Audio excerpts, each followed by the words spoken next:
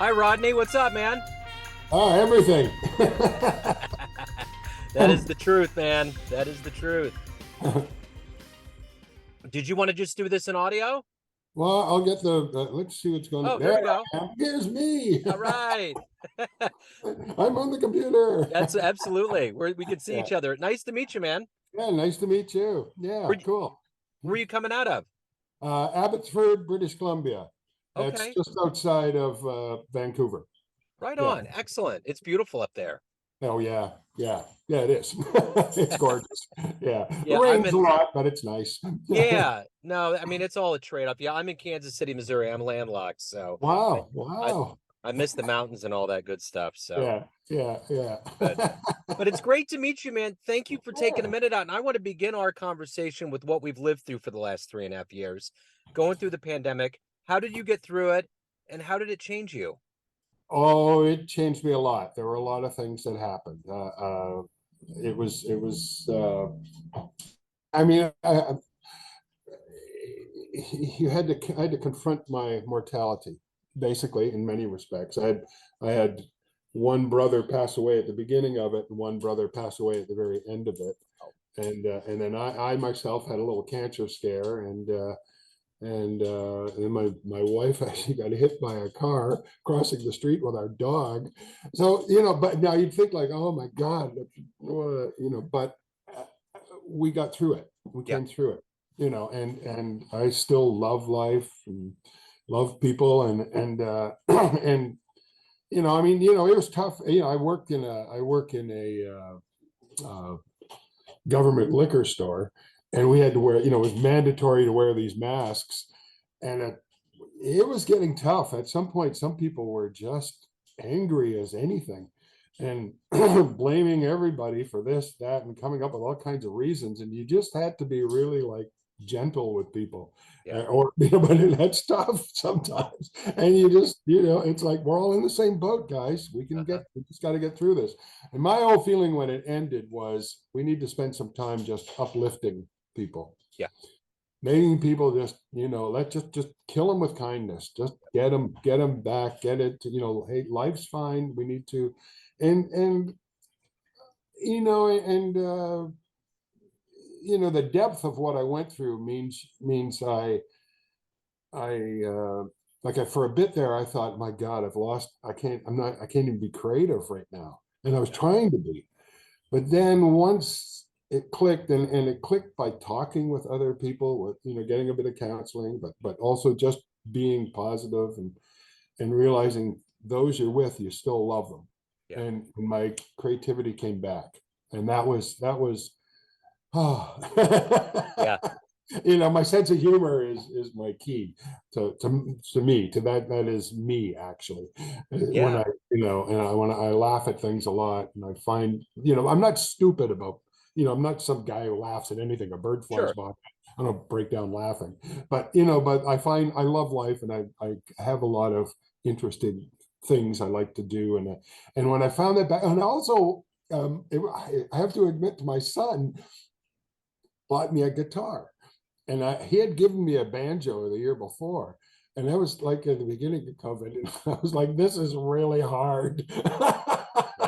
But then he bought me a guitar for Christmas, and I just like, okay, so, and I'm not going to try and reinvent the wheel. I went and took classes to learn to play the guitar, and that too just uplifted everything.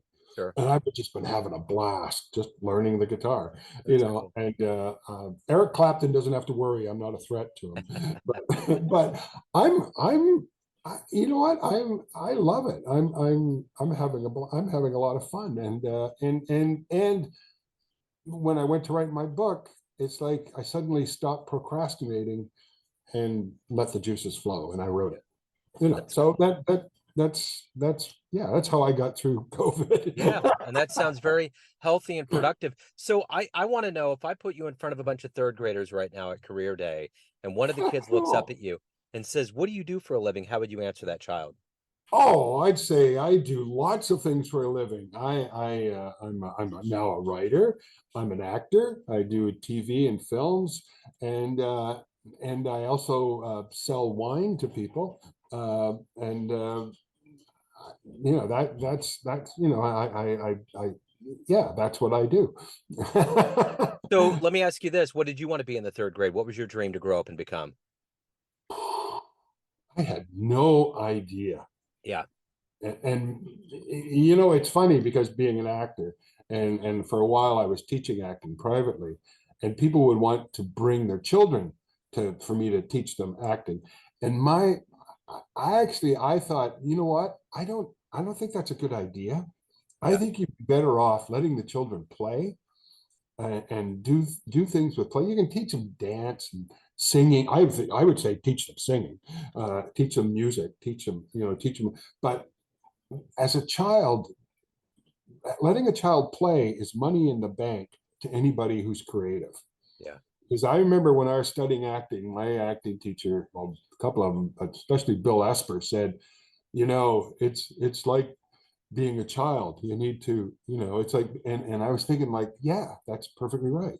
Wow. So really, as a child, don't make the child be doing monologues and Yeah. all this stuff. Let them play because Yeah. it's creative money in the bank for later on in life. That's brilliant. So I'm curious, you have such an eclectic mix of things that are going on that make you who you are. How did that happen? Take me back to where you were born and raised, and what were these seeds that were put into you that grow into who you are today? Okay, I was born in Sault Ste. Marie, Ontario, Northern Ontario. Yep. There's a Sault Ste. Marie, Michigan across the river. Uh, I was actually, nobody expected me to live when I was born because I had, it's called hydrops or hydrops fatalis. It was my mother's blood and my blood were incompatible. Wow. So I spent my first 2 years in the hospital. Uh, and back in those days, you know, it was a pretty serious thing. But and in fact, when I was born, they didn't expect me to live. So they woke my mom up and said, you have to name this baby, because if you don't name him, he's gonna pass away, and if you don't name him, we can't baptize him because I was Catholic, Yeah. and then he won't go to heaven. So she rhymed off some name, which wasn't the name she had planned for me. Yeah. Wow. So it's hilarious. So and then, you know, but I come around, you know, we're an Irish family, and you know, my dad was a railroad engineer, and we spent most of our summers up at a cabin on the railroad in the woods, you know, with no electricity on that. And, you know, but that was just fun. You know, that was our cabin. And but my, you know, it was. I mean, so I hated my name for the longest time and could never figure out why, you know. And and I went, you know, I went to a Catholic school, and most of it was good. The singing, the music was great.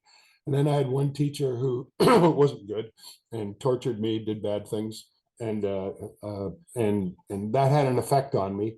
And then and when I got to high school, well, I was asked, do you want to go to a high school with, you know, all boys, or what, you know, and I said, no, I want to go to a school that has girls too. You Yeah. know, so I went to the regular high school, you Yeah. know, and but it was a disaster for me. I was just totally lost, and I didn't know what I wanted to do, where to go. And this was, now you're in the height of hippie era. You know, Yeah. it was, you know, 67, you know, and I got into that. I went to a hockey game, and this friend said, come on down to this coffee shop. And we were down to this coffee shop, and I met all kinds of people, and my life changed, and I started letting my hair grow, and I got involved in the hippie scene, and but one day I walked into, with a couple of friends, we went and saw a play at a local, you know, small little theater company. And I thought, that's it. That's what I want to be. That's what I want to do. And so I got involved in this little theater. Meanwhile, I had other things going on, and yeah, you know, it was the experimental days with lots of things that you shouldn't experiment with, Hmm. and it had a big effect on me. And eventually, at 17, I crashed, and then I left home, and went and basically lived on the streets for a bit, and then came off the streets, got into a commune and our community that was working with people, helping people, drugs and things like that. And I was working with that, and then I hitchhiked across Canada, and then realized like, nah, I don't want to do this, and came back. And then my friends who started that little community, we started a new community that we created our own high school, and we got it registered. We were building geodesic domes. I lived in a Sioux Indian teepee. and uh, and then I went to the local high school to validate what we're, because I thought, we said, oh, Rod, you got your grade 10 and 11. And I'm going, I don't feel like I got my grade 10 and 11. So I went to the local high school and got my grade 13, which is what they did in Ontario, which is equivalent to first year university, Yeah. and validated our community. So we eventually had 300 people living on that commune. Wow. And I ran the garden, which was 25 acres, organic vegetable garden. Even Pierre Trudeau, the prime minister, sent us a letter thanking us for what we were doing, because we Wow. were taking people. We started taking people from the courts, saying, like kids who were going to be sent off, said, no, don't send them to jail. Let them come and live with us, Yeah. and see what happens. And so, I mean, I was terrible at, like, I can't, I'm no good at helping people off drugs. I'm no good at, all I'm good for is come spend some time with me and we'll laugh out in the field. Yeah. We'll have a hard time, or, we'll work hard, but have a good time. Yeah. And then I kind of got the itchy. I really wanted to, I had that acting bug still in me. So I applied for every acting school in Canada and got turned down by everyone. And then I went to the University of Waterloo. And then after that first year, I went to a mime and clown conference in Wisconsin, La Crosse, Wisconsin. And this man got up to he was doing a show, and he was working with masks, and he asked for someone to come on stage. So I went on stage with him, and we ended up doing an improv together with commedia masks. Yeah. His name was Carlo Mazzoni Clemente. And then after that, he asked me if I wanted to come to his school. And there was one of the people in the audience was one of the schools that had turned me down, and they asked me to come to their school. And I said, well, you were pretty rotten to me when I auditioned for you. Yeah. The funny thing about all those auditions I did for every school in Canada was they'd all ask me one question. They'd say, why do you want to become an actor? And I couldn't give an answer. Yeah. My hands would shake, my mind would go, I'd say, I got to do it. I want to do this. And they would look at me like I was from another planet, because I think they wanted an intellectual answer. And I don't think they wanted to train people. I think they wanted people who they thought, okay, this person will work. And then they would look like they did all this work for them. I think they were casting instead of looking to teach people acting. So anyway, so when Carlo invited me, I had 3 schools invite me. One from Czechoslovakia, one was the Pasadena Playhouse, and one was Carlo, who had this new school he was opening in Commedia dell'arte School in Blue Lake, California. So I went with Carlo, had a phenomenal experience. But then I made a mistake after my first year there. I went back to the commune thinking that, oh, I'm going to get married, and because there's this girl I loved and all this, and it all blew up in my face. Because really my time was done there. It was time for me to move on. So I ended up going to, through a friend, I got an interview in New York at the Neighborhood Playhouse School of Theater. And so I put together a suit.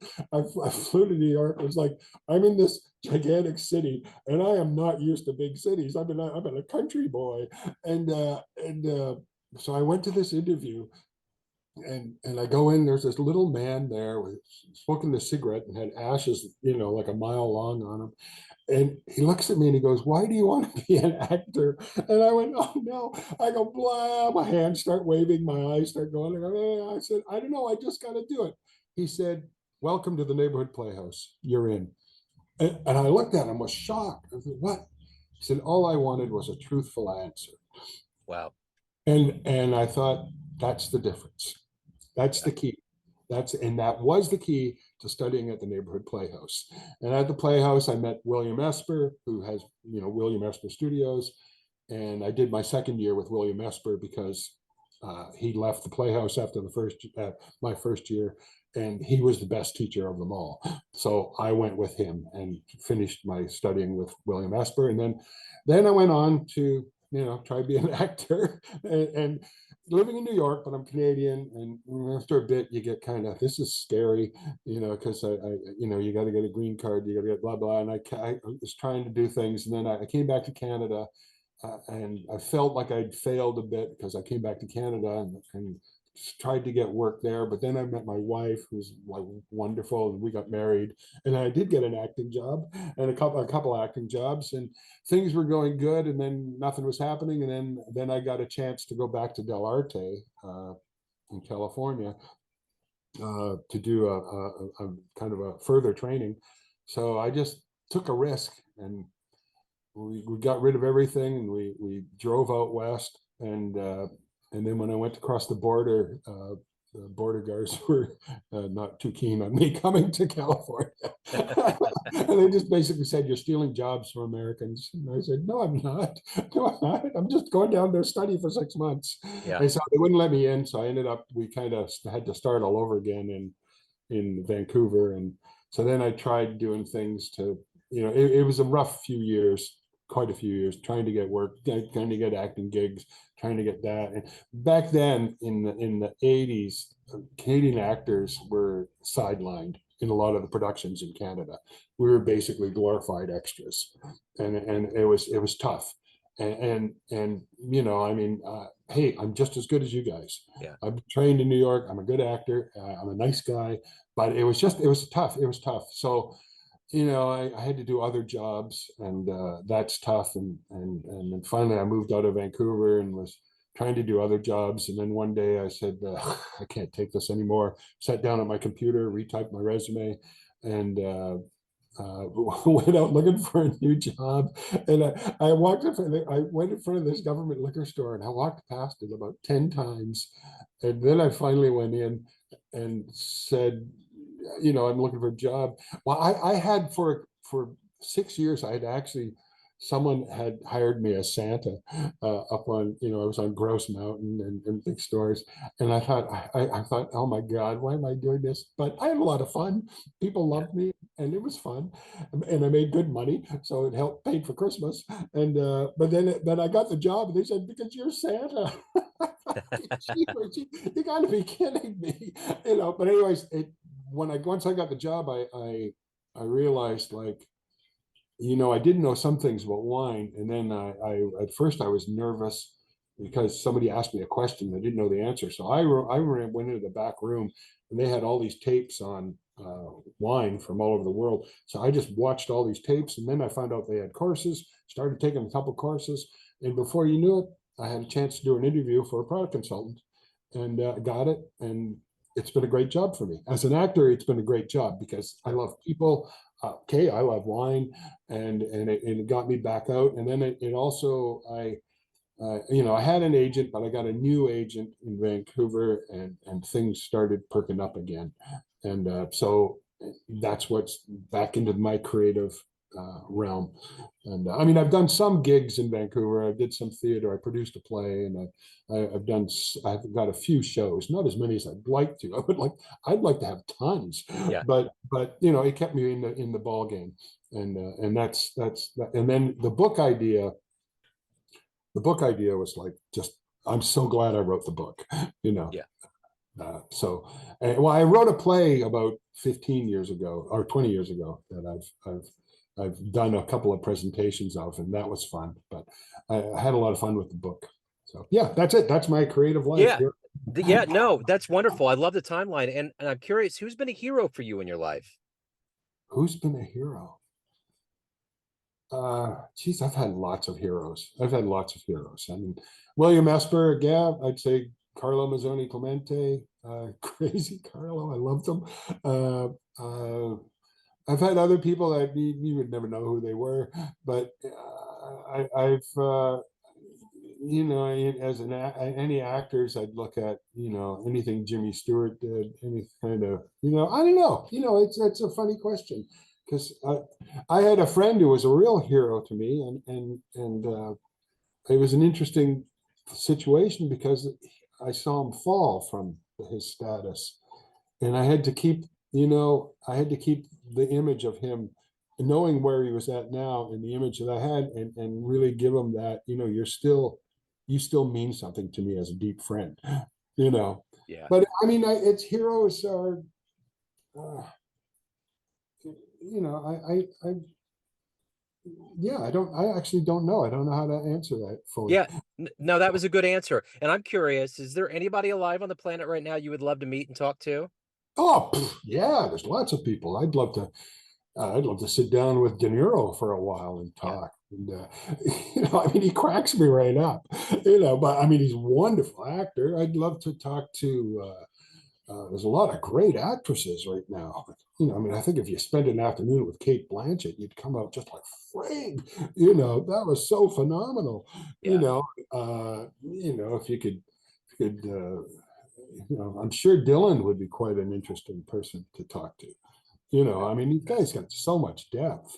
Yeah. Uh, what you want to get beyond the image that you see on the cameras and all that, and the public. You want to get to talk with the person. I don't treat people. I don't when I meet an actor so I try not to treat them as a famous person. I Yeah. try to just be myself, be and let them be themselves. Try to relax. I did a film with Halle Berry, and that's where I was coming from. I had a really nice conversation with her, and it was great because the only image I had was like when she won her Academy Award and all this stuff, and I was thinking like, I don't know what she's like. And then when I met her, what a lovely person, and we had a great conversation.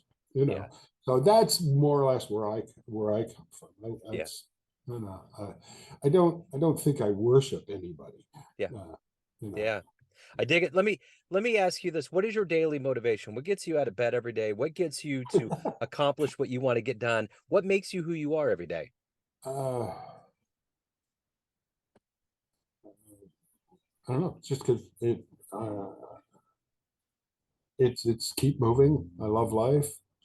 Um, um, I don't set uh, crazy goals. I try and treat people like uh, I want them to treat me. You know what? I don't know. Life's an improv to me. Yeah. That I guess that's more or less life's an improv, and I don't try and think it through beforehand. So sometimes, I'll have something planned out for the day, but I that's I it's I just love to get up and get up, take my dog out for a walk, and see what's out there, rain, shine, or snow. Sure. Sure. So, So let me ask you this. If you had a dream tonight and ran into the 20-year-old version of you, and you could give that young version of you a piece of advice based on the life you've lived, what oh advice well, what yeah. advice would you give your younger self? One sense, relax. Uh, if something comes up, an opportunity comes up, act on it. Act on it. Don't reject it right off the bat. You know. I mean, William Esper asked me one time if I wanted to teach at his studio, and I said to him that I don't think I'm ready for this. Every now and then I rue that, thinking like, God dang it, But then I think, but I would have never met my wife. I wouldn't have had my Yeah. kids. I wouldn't have 6 grandchildren. And so it's like, okay, I'm fine. I'm Yeah. fine. Yeah. But I would think don't well, I would, I would, maybe I would tell myself to like really think some things through. Other things, uh, don't dismiss it Yeah. too fast. So, So of all the things that you've done so far, what are you the proudest of? well, I have to say my 2 sons and my 6 grandkids. Everything else, yes, I'm proud of my book. I'm proud of any plays I've been in. I'm proud of any movies. Um, and people love me at the, who come to me for wine and spirits and things like that. And I don't know. I think that's what I'm proud. I'm proud that I love people. And I like to be with people. I like to talk to people. So, yeah. Well, I'm going to take it one step further. Everyone has a perception of you, your family, your friends, clients, colleagues, but you run the show. What's your perception of you? Who do you think you are? Uh, uh, I think I'm a creative, interesting individual. I would agree. Absolutely. That so if anyone wants to pick up the book, learn more about you, reach out, what's the best way to do that? Well, I guess Amazon is the easiest way because Okay. it's on Amazon. I now have a web page, rodneyaconway.com, and so you can go there. And forgive me if it's not filled with all kinds of blather because I'm totally new at web pages. It's all And good.